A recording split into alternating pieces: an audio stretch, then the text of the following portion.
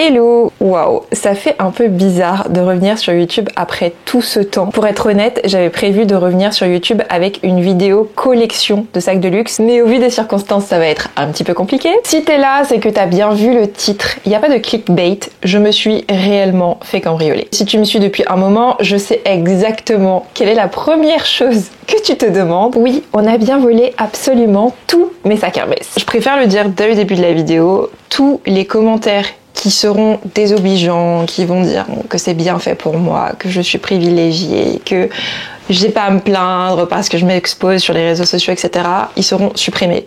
En fait, ça a été déjà assez difficile à vivre un événement comme ça sans que t'aies des gens qui te disent eh ben c'est bien fait pour toi. Je trouve que c'est horrible déjà de penser comme ça. On souhaite pas du mal aux gens gratuitement, surtout quand ils ont rien demandé et qu'ils n'ont pas volé ce qu'ils ont. Donc voilà, je dis déjà, si ce type de vidéo ça te fait chier, si ce type de vidéo ça t'insupporte, c'est le moment de quitter. Et voilà, je voulais juste préciser ça. Ça fait déjà un mois que ça s'est passé et c'est pour ça que j'étais un petit peu absente sur les réseaux sociaux et pour être honnête, j'étais pas sûre de vouloir en parler. Le truc c'est que avec le type de contenu que je fais, je me suis dit que je devais quand même vous parler de la situation puisque il y a beaucoup de sacs qui ont été volés et certains m'ont quand même fait connaître sur les réseaux sociaux et je vous en parlais beaucoup et qui disparaissent comme ça du jour au lendemain. Je me suis dit j'avais pas envie que ça fasse bizarre de votre côté et puis ça fait maintenant longtemps sur YouTube que vous me suivez, ça a été ma toute première plateforme donc je me suis dit que si je dois en parler quelque part, j'en parlerai en premier sur YouTube. Je précise quand même que c'était pas juste un cambriolage, il y a eu des actes de violence et je vais essayer de vous expliquer la situation comme je peux. Ces actes de violence ont été faits sur des proches qui veulent pas forcément s'exposer sur les réseaux sociaux, etc. Donc je m'excuse d'avance si vous trouvez le récit un peu décousu, incomplet, etc. C'est volontaire dans un sens parce que il y a une enquête de police qui est en cours et aussi pour ma sécurité et pour celle de mes proches. Sur ce, je vais maintenant vous expliquer ce qui s'est passé. Il y a environ un mois, j'étais seule dans ma chambre en train de travailler sur l'ordinateur quand tout d'un coup, j'entends un énorme bruit devant ma porte d'entrée suivi du fracas de la porte qui s'ouvre violemment et mon alarme qui se déclenche immédiatement. En fait, je sais pas si tu connais cette sensation où tu connais les bruits de ton environnement, où tu sais quel bruit fait exactement ta porte d'entrée, tu sais le bruit que fait l'ascenseur, tu sais aussi comment marchent tes proches dans l'appartement, etc. Moi, je considère que je suis une personne assez hyper vigilante. Les bruits, je les connais et mon cerveau les analyse très vite. Quand j'entends un énorme bruit devant ma porte, la porte qui se fracasse violemment, ça n'arrive jamais chez moi, peu importe la personne qui rentre. Et surtout, j'entends courir d'un pas lourd dans le couloir. Donc je sais à ce moment précis qu'il y a quelque chose qui cloche. En fait, c'est comme si là, tout d'un coup, tu reconnais les bruits de ton environnement, mais ils sont différents. Je sais que je suis en danger, alarme ou pas. Je sais que quelqu'un est entré chez moi et je sais que je suis seule avec cette personne chez moi. Immédiatement, je me lève du lit et je m'enferme à double tour dans la chambre. Petite anecdote d'ailleurs, ce verrou a été posé il y a exactement un an, à quelques jours près, parce que justement, j'avais eu une autre tentative de cambriolage il y a quasiment un an, jour pour jour. Suite à cette tentative, j'avais fait poser un système de sécurité chez moi et j'avais installé des verrous dans toutes les pièces de la maison, au cas où justement quelqu'un réussit à rentrer, je peux m'enfermer. Ce que j'ai fait du coup. Bref, à ce moment précis, je suis enfermée dans la chambre et je sais qu'il y a quelqu'un de l'autre côté de la maison en fait qui vient d'entrer avec potentiellement des mauvaises intentions. Le truc à prendre en compte, c'est que moi ce jour-là, j'attendais quelqu'un, j'attendais un proche, mais je sais que les bruits que j'ai entendus, c'est pas familier. Je suis sûre à 90% que c'est pas la personne que j'attends qui est entrée dans ma maison. Ce qui se passe, c'est que j'ai tellement peur sur le coup que j'ai pas le réflexe d'appeler la police. En fait, j'ai le réflexe d'appeler la personne que j'attendais parce que dans la logique, je savais que cette personne était tout près de chez moi. En fait, je l'attendais, on avait déjà échangé et selon mes calculs, cette personne-là, c'était la personne la plus proche pour me sauver ou pour au moins ouvrir la porte pour vérifier s'il y avait quelqu'un. Je sais que cette personne-là, elle est à 1 ou 2 minutes de chez moi. Je sais pas si vous vous rendez compte de la frustration et de la peur. Donc du coup, j'essaie d'appeler cette personne, j'appelle, je suis seule dans la chambre et j'entends de l'autre côté de la porte un vacarme. Je vous raconte tout ça de façon longue parce qu'en fait, à ce moment précis, quand je suis enfermée dans la chambre et que je ne sais pas ce qui se passe dans le reste de ma maison, j'ai l'impression que le temps s'étire. J'ai l'impression que le temps devient super long. Dans la réalité des choses, la situation, tout s'est passé tellement vite. Ce dont je me souviens, c'est que quand je suis enfermée dans la chambre, le temps est tellement long que quand j'ai regardé l'heure ensuite, je me suis dit mais c'est pas possible, il y a une faille temporelle, c'est pas possible, il y a pas si peu de temps qui sont écoulés. En fait, c'est comme si tout était au ralenti de mon point de vue. J'essaie d'appeler, j'ai l'impression que ça dure des heures, pourquoi ça répond pas, c'est ce que je comprends pas. Et surtout, l'alarme tourne pendant tout ce temps-là. Mes proches savent généralement qu'il y a une alarme et qu'on fait pas que rentrer comme ça chez moi. À ce moment-là, je pense que j'ai zéro doute qu'il y a un vrai danger et que je suis pas toute seule. Pour la suite, je sais que ça va être vraiment frustrant pour vous, mais je peux pas rentrer dans les détails du mode opératoire parce que la police est encore en enquête et ils m'ont complètement déconseillé en fait d'expliquer ce qui s'est fait de A à Z. Tout ce que je peux vous dire, c'est que il y a eu de la violence et que je peux pas raconter la suite parce que cette agression a touché à mon cercle très proche. Je pense que déjà avec ce que je vous ai raconté, que j'attendais quelqu'un qui était tout près, il y avait un ou des intrus dans mon appartement, je pense que les points se connectent très très vite et que vous comprenez ce qui a clairement dû se passer. Je peux pas vous raconter les détails de l'agression parce que je suis pas la seule qui ait vécu la situation. Si ça peut vous rassurer, aujourd'hui tout le monde va bien. C'est juste que c'est un peu dur psychologiquement. En fait, ce qui est assez dur à encaisser, c'est de me dire que le métier que je fais me met moi et mes proches en danger. Et ça, c'est vraiment le truc le plus compliqué à réaliser, quoi. Par contre, ce que je peux vous dire, c'est que cette histoire, elle m'a bouleversée à un niveau que j'avais pas anticipé forcément. En fait, c'est pas seulement le choc de ce qui s'est passé, c'est pas seulement ce qu'on m'a pris, c'est le fait que ça se soit passé chez moi, que tout ça était tellement réel et je me dis en fait, ça laisse... En fait, ce genre de truc, ça laisse des traces invisibles, j'arrive toute pimpante, voilà, tout se passe bien, etc. Alors que mentalement... je suis un peu loin, quoi. Je pense que vous aurez plein de questions et je suis désolée parce que moi aussi je regarde les vidéos sur YouTube et quand je regarde des vidéos de cambriolage, au moment crucial, la fille elle dit je peux pas rentrer dans les détails, etc. J'ai toujours pensé que c'était des chichis, mais en fait, pour être dans le truc, j'aimerais trop en fait vous raconter tout ce qui s'est passé, comme à mes proches, etc. J'aimerais trop. Le problème c'est que c'est ma sécurité, je mets en danger là où les personnes à qui c'est arrivé aussi. Donc en fait comme je suis pas seule dans l'histoire, je peux pas prendre mes aises et vous raconter dans les détails parce que ça n'implique pas que moi en fait. Là j'ai pu vous raconter ce qui m'impliquait que moi, mais pour le reste, ce qui a été subi pour la suite, comme j'étais pas seule et que c'est lié, je peux pas raconter pour l'instant en tout cas. J'essaie déjà toutes les questions que vous demandez. La sécurité, est-ce que tous mes sacs étaient là, est-ce que tous mes sacs ont été volés, etc. Ce que je peux vous dire, c'est que j'ai toujours été prudente. Je suis vraiment considérée dans mon entourage comme la folle paranoïaque de la sécurité. Je vais même pas vous dire les systèmes de sécurité en interne qu'il y a autour de moi en général.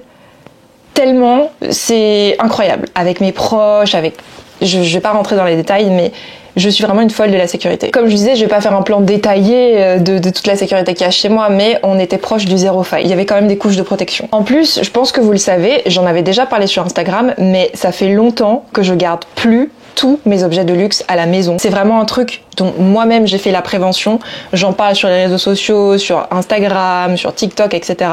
Même toi, si tu regardes cette vidéo, pense toujours à avoir tes affaires de valeur dans plusieurs endroits de sûreté. Le problème ou le coup de chance pour eux, c'est que ce jour-là, j'avais tout ramené pour pouvoir vous tourner la vidéo sur ma collection de sacs de luxe. Cette vidéo-là, je l'avais déjà tournée une première fois. Les rushs avaient été corrompus. Donc là, j'avais tout ramené à la maison pour pouvoir filmer cette vidéo. Et c'est à ce moment-là que ça s'est passé en fait. Ce que j'ai appris avec ce cambriolage, au final, c'est que pour un voleur, tout est une question d'opportunité. En fait, tu peux vivre dans un endroit hyper sécurisé, il suffit d'une seule faille et il s'engouffre dedans et les couches que tu as pensé pouvoir superposer, elles disparaissent tellement vite, c'est un peu frustrant. J'ai vu un psy après tout ça, parce que bon, je veux bien être solide, mais ça va 2 minutes quand même, hein. C'est un peu la merde, vraiment. Et en fait, la question qu'elle m'a posée, c'est vous, qu'est-ce que vous aimeriez dire aux gens qui vous ont fait ça? Et en fait, la question, sur le coup, je me suis dit, franchement, j'y avais pas pensé du tout. C'est pas une question qui m'a traversé l'esprit. J'avais jamais réfléchi à ça parce que à partir du moment où j'ai compris qu'il y avait quelqu'un qui était rentré chez moi avec de mauvaises intentions, j'ai fait une croix sur tout ce que je possédais. En fait, je me suis dit, trouvez ce que vous voulez et partez le plus vite que possible. Franchement, quand j'étais dans la chambre, j'étais en train de prier pour me dire, s'il vous plaît, trouvez, et partez. En fait, j'étais juste en train de prier pour rester en vie, quoi. Je me suis dit, c'est pas grave, c'est pas grave, je travaille dur, je crois en moi. Ça fait chier parce qu'en fait, tu travailles pour des trucs et après, on vient te les prendre, c'est trop frustrant. Mais à ce moment-là précis, je me dis, en fait, je priais pour qu'ils trouvent. C'était même pas ne trouvez pas, machin et tout. J'étais en train de me dire, trouvez le plus vite que possible et partez. Prenez, c'est pas grave. Et maintenant que j'ai du recul, en repensant justement à cette question qu'elle m'a posée, je crois que si je devais dire quelque chose aux gens qui ont fait ça, ce serait si ça a pu nourrir une famille, payer les factures, sortir quelqu'un de la merde en fait.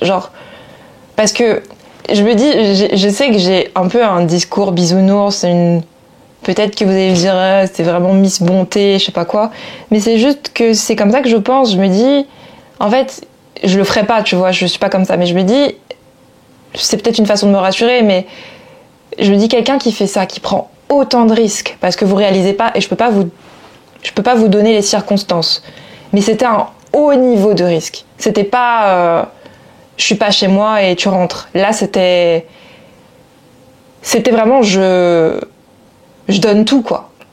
Et en fait, il y avait tout à perdre. Et c'est pour ça que je me dis, si c'était pour ces raisons-là, en fait, des raisons c'est la merde, je vais perdre ma maison, ma mère, elle peut pas remplir le frigo et tout. Même si la situation était difficile, est-ce que ça vaut le coup de traumatiser des gens à vie pour des objets? C'est ça qui me perturbe un peu. En fait, j'ai pas de colère parce que je pars toujours du principe que j'emmènerai rien sous terre. C'est plus la manière de faire qui me... je suis juste troublée par la façon dont ça a été fait, quoi. Et je sais très bien que vu de l'intérieur, mon contenu peut paraître, est matérialiste, basé sur les objets, etc. Mais contrairement à tout ça, ce que certains ne réalisent pas, c'est que moi, j'ai pas eu une éducation basée sur le matériel. Ce que je fais, je le fais littéralement par passion. Je le fais pas pour show off. J'ai commencé mes vidéos en achetant l'article le moins cher des boutiques de luxe et c'était un budget pour moi. C'était un budget, je prenais sur mon budget course pour acheter un guide touristique chez Louis Vuitton, pour acheter de l'encens chez Gucci. C'était 45, c'était 60 €. Dans mon budget étudiant, c'était des courses. Tout ça pour essayer de réussir sur les réseaux sociaux. Pour vous dire à quel point je suis quand même assez détachée du matériel, quand j'ai réalisé qu'on m'avait volé pour près de 40 000 € de sac Hermès, et voire même plus pour les autres sacs qui ont été volés, j'ai pas pleuré, j'ai pas eu de réaction du tout. J'ai pas pleuré de la journée, ni devant la police judiciaire, ni devant la police scientifique. Je me rappelle même quand on était devant la porte de chez moi, ma sœur, elle me regarde, elle me dit Jessie, tu veux pas t'asseoir parce que tu me fais peur en fait. Tellement j'avais pas de réaction. J'étais debout. Je voulais pas m'asseoir en fait. Du coup, j'ai été un petit peu forcée de m'asseoir, mais c'est pour vous dire que même les personnes qui m'ont vue ce jour-là ne m'ont pas reconnue, quoi. La seule chose qui m'a vraiment fait verser une larme, c'est le soir quand toute la journée c'est fini et que j'ai réalisé qu'un métier que je fais par passion pouvait me mettre en danger, mais pas juste moi. Moi et mes proches. Je me suis dit, en fait, il y a une culpabilité et je me dis, avec ce que je fais, ce que je montre sur les réseaux sociaux, je me suis mise en danger et j'ai mis en danger mes proches, alors que je fais rien de mal, quoi. Je me vante pas, je montre des articles par passion, je parle souvent de leur histoire, etc. Et en fait, il y a un truc de te dire, c'est injuste, quoi. Je montre pas pour show off, et même si c'était pour show off, c'est pas normal, quoi. Et vous allez me dire, Jessie, tu vis dans la désillusion, etc. Mais évidemment que j'étais consciente du risque, j'étais juste pas consciente du niveau de risque et de jusqu'où les gens étaient prêts à aller pour ça. Ça, je pense que j'étais un peu déconnectée de ça, mais comme je dis, j'avais plusieurs couches de sécurité, je me disais, je prends mes dispositions, et puis normalement, il devrait rien se passer. J'en ai parlé tout à l'heure, mais ce que vous savez pas, c'est que en fait, on avait déjà déjoué plusieurs tentatives de cambriolage avant ça. Donc du coup, chaque fois qu'il y avait une tentative qui échouait, le niveau de sécurité augmentait aussi. Moi, je me suis toujours dit, en fait, si je me fais cambrioler, on va casser ma porte un jour où je suis pas là et on repartira avec toutes mes affaires. Mais j'aurais pas pu imaginer que ça pouvait aller aussi loin. Et le pire, c'est que, vous savez c'est quoi l'ironie? C'est que la veille, j'étais pas chez moi de toute la journée. Mais vraiment, de toute la journée. Je crois que je suis partie à 8h du matin, je suis revenue à 22h. Il s'est rien passé du tout. En fait, c'est ce qui me frustre, c'est que je me dis, j'aurais pu éviter d'être traumatisée, enfin, ça m'aurait quand même traumatisée, mais d'être autant traumatisée à un jour près. Ça m'a tellement choquée que, suite à ce qui s'est passé, j'ai pas mangé pendant 2 jours. En fait, j'arrivais pas.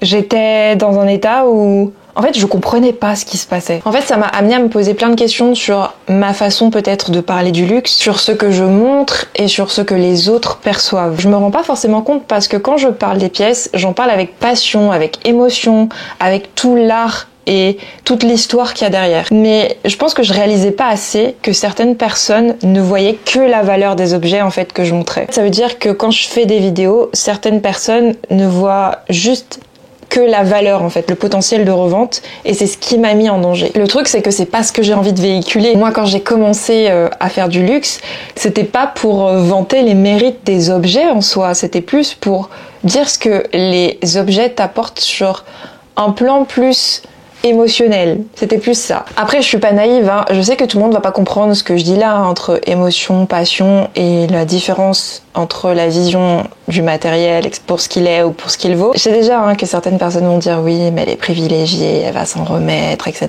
J'ai beaucoup de chance et je le sais, mais en fait ça n'enlève rien au choc. Tu peux avoir tout le matériel que tu veux, ce qui se passe dans ta tête, c'est dans ta tête. Et si tu te sens en sécurité nulle part, c'est pas un nouvel environnement qui va changer les choses, c'est pas un nouveau sac qui va changer les choses.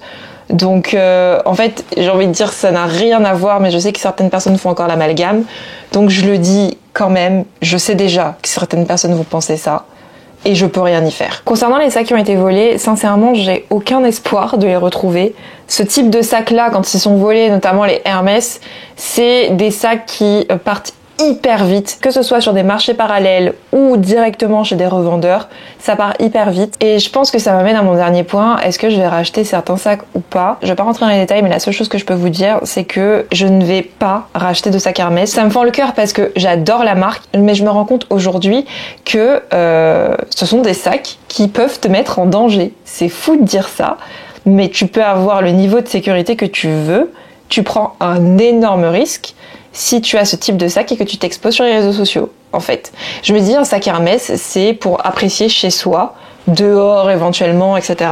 Mais si tu es sur les réseaux sociaux, tu deviens en tête de liste target pour les voleurs. Concernant la suite, je vous abandonne pas, évidemment. Je vais juste réajuster la manière dont je parle de mon contenu. Je vais continuer le luxe, évidemment. Il y a juste 2-3 ajustements que j'ai envie de faire pour pouvoir, moi, poster mes contenus à tête reposée, tranquille, sans avoir à regarder 4 fois le type de contenu que je fais. Et voilà, je vais juste faire ces ajustements-là pour être, moi, plus sereine quand je vais poster sur les réseaux sociaux, mais je n'arrête pas, bien évidemment. J'essaie de rester positive en me disant que ce qui m'est arrivé, c'est aussi une opportunité pour moi de retravailler mon contenu et peut-être de revenir à des choses que j'avais délaissées et que je faisais plus souvent avant. Les vidéos par exemple sur les anecdotes, ça c'est quelque chose que je faisais beaucoup, sur les retours clients, je faisais ça beaucoup. C'est vrai que ces dernières années, je me suis vraiment focus au unboxing parce que c'est facile et forcément ça crée énormément d'engagement. Et j'avais un petit peu délaissé ce qui avait fait le cœur de ma chaîne, c'est-à-dire vraiment le storytelling, les histoires et les retours vraiment clients, tangibles et tout. Donc je me dis, ça me permet justement de faire une petite analyse et de voir qu'est-ce que je peux améliorer dans mon contenu. En fait, le luxe, c'est tellement plus que des objets que ça va me permettre justement de revenir avec des concepts encore plus originaux et encore plus cool à regarder pour vous. Ah oui, aussi, autre anecdote que j'ai complètement oublié de vous dire dans la vidéo, j'ai été cambriolée pas longtemps après avoir posté une vidéo où j'expliquais que Hermès m'avait réparé la finition or rose de mon Birkin personnalisé. D'ailleurs, la team YouTube, vous l'apprenez aujourd'hui, mon Birkin personnalisé, il avait été complètement réparé par Hermès. Donc le sac qui m'a été volé était vraiment comme neuf. Et j'en ai parlé, en fait, j'en ai fait un réel sur Instagram.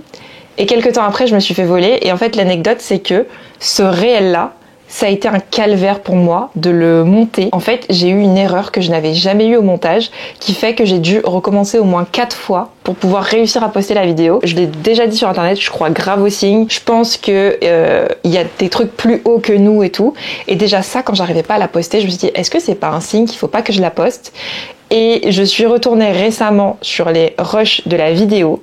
Et en fait, les moments où je screen l'erreur, parce que ça me donnait une erreur en particulier, l'heure à laquelle il y a l'erreur, donc l'heure au moment où je n'arrivais pas à monter cette vidéo sur mon ordinateur, correspond à la date où j'ai été cambriolée. L'heure, c'était un chiffre quelque chose, et le jour où j'ai été cambriolée, c'était un chiffre telle chose. Et toutes les screenshots du coup ont la même heure à quelques secondes de différence. Franchement, ceux qui croient pas aux signes, aux trucs comme ça, aux trucs plus hauts, vous allez dire elle est complètement perchée, mais on est d'accord que niveau en termes de synchronicité, ça fait beaucoup. J'arrive pas à poster cette vidéo qui montre littéralement, regardez, il y a un sac Hermès neuf chez moi, et sur les screenshots du moment où je screen l'erreur en question, l'heure correspond à la date. En fait, ce sont les mêmes chiffres, exactement la même chose, ça fait une grosse coïncidence. En tout cas, je pense que j'ai bien assez parlé, j'ai peut-être même trop parlé, j'espère que la vidéo sera pas trop longue. J'espère qu'on se retrouve très très vite pour plein de nouvelles choses sur YouTube. En attendant que je mette tout ça en place, n'hésitez pas à me suivre sur Instagram et sur TikTok, je suis très active sur ces réseaux sociaux. Je poste aussi